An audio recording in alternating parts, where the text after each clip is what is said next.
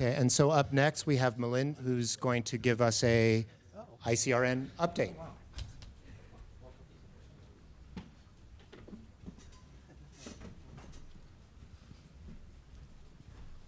Thank you. Before I give an update, first of all, let me explain what ICRN is. We realized for several years that there's really no research network in cholangiocarcinoma like it exists, for instance, in pancreas cancer. There are examples of very successful networks in biliary tract cancer, and Juan is a great representative for that from Europe. But that mechanism does not exist in the US. And my disclaimer is it is a work in progress, and that we are not extremely international right now, but we hope to be. So why do we need to, first of all, have this network at all? And I think this is the reason. If you look at the number of trials in comparable diseases, multiple myeloma, the incidence is higher, but there are 300 trials. Some of the leukemias have a sort of similar incidence as cholangiocarcinoma. 217 trials, but when I last checked, in cholangiocarcinoma, there are just 46 trials. And we believe through trials will come progress, and therefore we need to work harder at providing access for our patients. So why do we have a deficit? One, it is regarded as a rare disease. Pharmaceutical companies and sponsors wonder about whether there will be enough patients to accrue. They believe it's a dismal disease, it's sort of hopeless in a way, and which we know is not true. There's really no drug approved as such by FDA. Gemcitabine cisplatin is widely used, but it was already approved long before the study was conducted.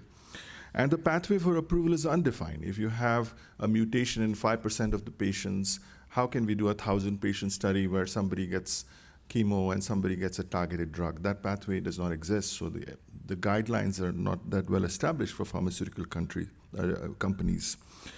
And we have not even been recognized as a unique entity. Often we are lumped as hepatobiliary, cancer unknown primary, upper GI cancers. So it's certainly, these are some of the reasons. But I think within this lies the opportunity. Is it rare disease? Well, we know that it's increasing incidence in all the institutions that we all come from. We are really limited by access to trials, and we are limited for spots for our patients rather than the number of patients who can be accrued. It is a dismal disease. Yes, it's a difficult disease, but contrast it to liver cancer, contrast it to pancreas cancer. There's no drug approved by the FDA, but I think this has, there is a great opportunity in this disease because it's probably the highest number of actionable mutations, as Larry pointed out in his presentation, in any GI cancer. The pathway for approval is undefined, but it's an orphan disease. And in fact, there is an FDA mechanism for orphan diseases where the bar is lower. There is an FDA mechanism for breakthrough designations.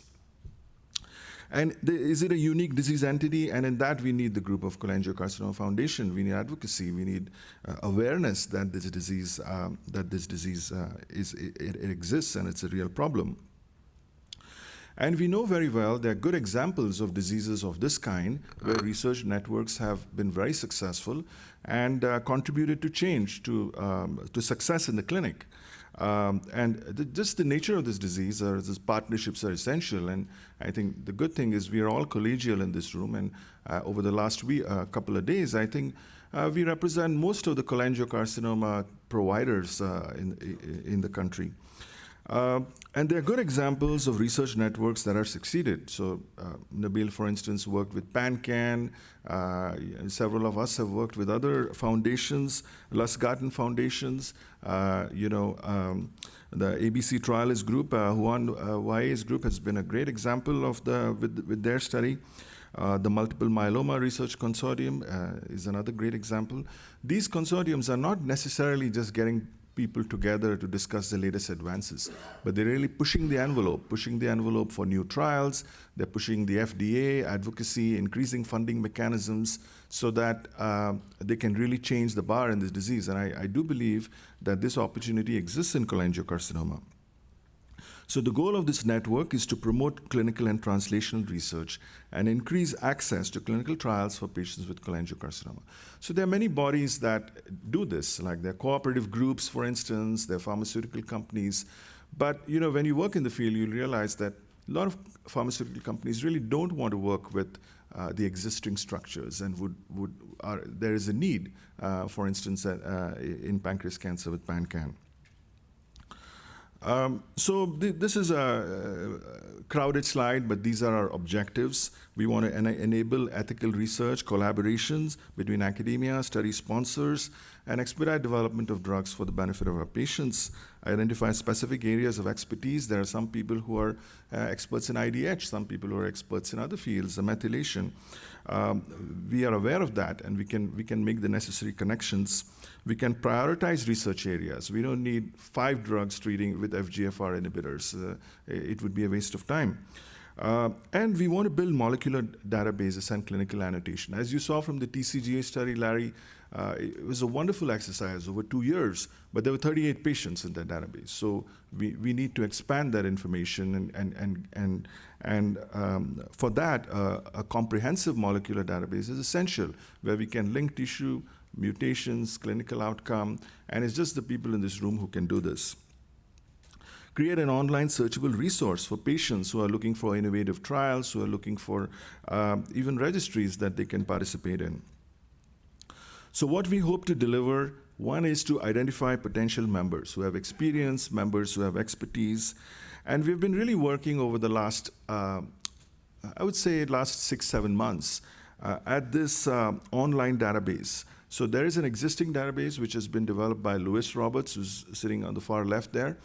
And it's a very comprehensive database developed at Mayo Clinic, which was essentially developed in liver cancer, and they have kindly expanded it now to cholangiocarcinoma. There are 25 participating institutions where blood samples, tissue samples, clinical information is collected. A lot of that currently is slanted towards epidemiology, that is prevention and early detection, which is, of course, key in this disease.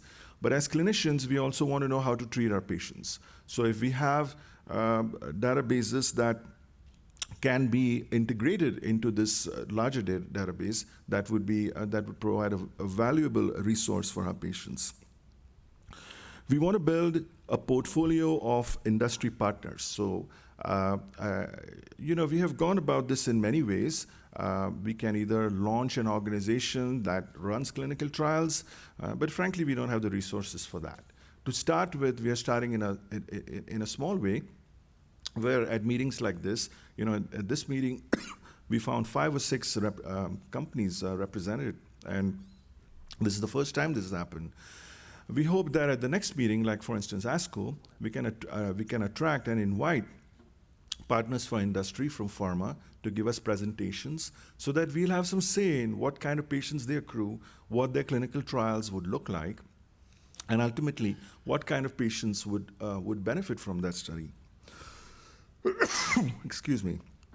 Eventually, we want to collaborate with clinical research organizations. So a lot of us are members of an organization called ACRU, which runs out of Mayo Clinic. There's also an organization called Clinical Research Biostatistics from Seattle. It will come later on in the course, but certainly that's the way we want to go, like the Myeloma Consortium. They conduct their own clinical trials. We are not there yet, but we hope that we will. So I'm going to spend one slide on this molecular database, which is what we are currently engaged in. So the current databases have limitations. You'll be surprised that major cancer centers, when we collect information on patients, their underlying tumor type, genetics, and clinical outcome, mostly it's an Excel sheet on somebody's laptop.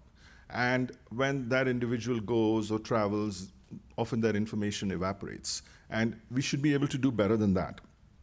So we need, thank you, Lisa. So we need an online database to start with somatic mutation data, that is tumors that are found in the liver, in the bile ducts, and the clinical outcome. There is an existing software application called RAVE that is developed by Lewis and his group, a large application that we are going to be supplementing with one developed by my colleague there, Chacha Horombe from Anderson, which will have more clinical information and information on somatic mutations. But we want to gradually expand to include all kinds of information from the tumor, which would include genetics, immunological profile, RNA gene expression profile, and use that huge resource for future studies. And there are good examples of this happening, like in pediatric leukemias. Almost every child who gets who gets cancer has their blood stored away and their tissue stored away, and no matter where this occurs in the country. And if they can do that in that disease subgroup, I think we can do it as well. But there are limitations. Nobody likes to fund a molecular database. There are no mechanisms. So there's some funding required. There's data entry. There's the grind of putting all the information in, and currently we supplement that. But eventually our goal is we will build a big molecular database that we will apply NCI funding, and this NCI funding, a comprehensive grant that will cover acquiring tissue in the OR, storing it away, freezing it away, extracting DNA, sending that information to Lewis Lab, etc. Now, in the last few slides, I'm going to show you some examples of success that we can all claim credit for. ICRN is a new body, and I'm not going to claim that we were involved, the ICRN was involved in this, but in a way, we all were. So, for instance, this study that's almost completed now, the BGJ and FGFR, and we're excited about it. This was run by Novartis, really a big pharma. They came to Andrew, myself, Mitesh, and some others, and they said, well, we want to do a study, but we don't think there's enough patients in cholangiocarcinoma. Let's deal with bladder cancer first. And there's more patients there. And it required a lot of convincing because there's really a lack of awareness on part of pharma. And it did work, and they had anticipated the study will take 3 or 4 years. It's actually completed in 1.5 years.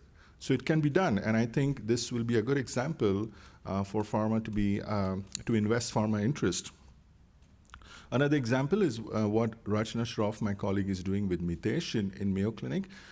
So they decided that they want to do a first-line study. It's not extremely innovative, but it is an option for our patients. There are 3 drugs, Abraxane added to gemcitabine and cisplatin. They wanted to do the study. They decided they can't do it by themselves. So they teamed up, and she will have her data, he will have his data, and they will merge at the end. And the study is already ongoing in 6 months. They have already accrued 30 patients or so at one site, and it should be, I suspect this will go to a phase 3 study in the near future. Now, what about the molecular database? We don't have an online database at this time, but we have been working on our Excel sheets and laptops and emails. And I think this has also led to some preliminary success. So Katie's group, Laura, May from Sloan Kettering, they have some information on second-line treatment for cholangiocarcinoma. In the RAVE database, which collects genetic information on cholangiocarcinoma patients with Lewis Roberts. I think he has almost 600 patients there. Is that right, Lewis? 600 patients? More than that.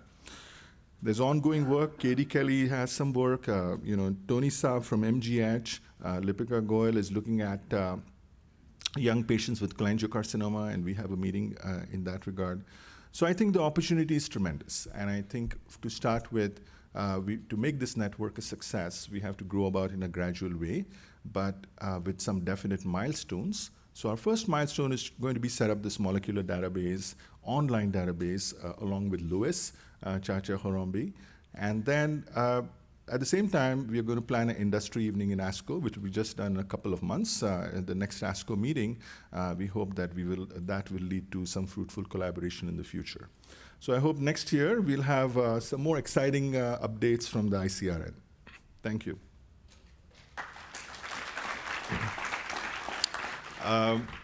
I'm sorry, there's a couple of meetings today that I forgot to mention.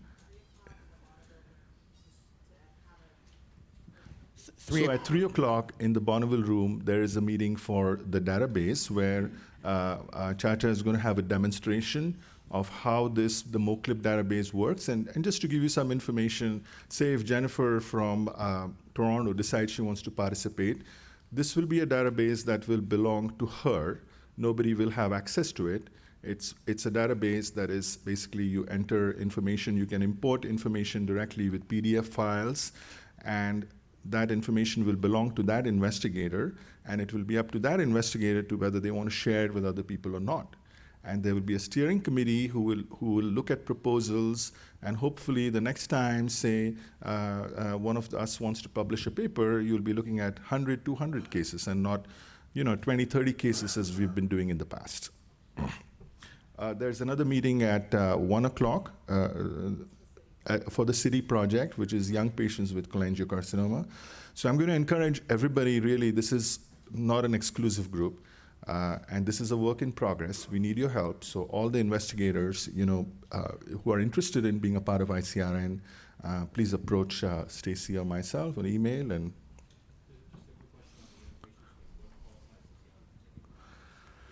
Young, yeah. So is Lipika here? Yeah, yeah. It's her project. Yeah, yeah.